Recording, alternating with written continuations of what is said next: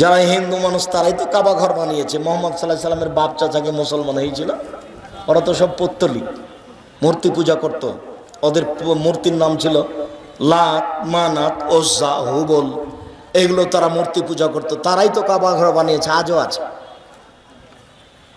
যদি চোখ হাজ্জাজ ইবনে ইউসুফ আব্দুল্লাহ ইবনে জুবায়ের ভেঙে নতুন করলে, আবার হাজ্জাজ ইবনে ইউসুফ আগের পরিধিতে করেন।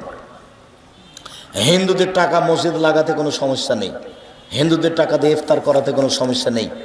বুখারীতে একটা বাব মাযহাব আছে কাবুল হাদিয়াতুল মুশরিকিন, হিন্দুদের হাদিয়া নেওয়া সম্পর্কে। অতএব হিন্দু দান করুক, আপনারা হিন্দুকে উদ্বুদ্ধ করেন।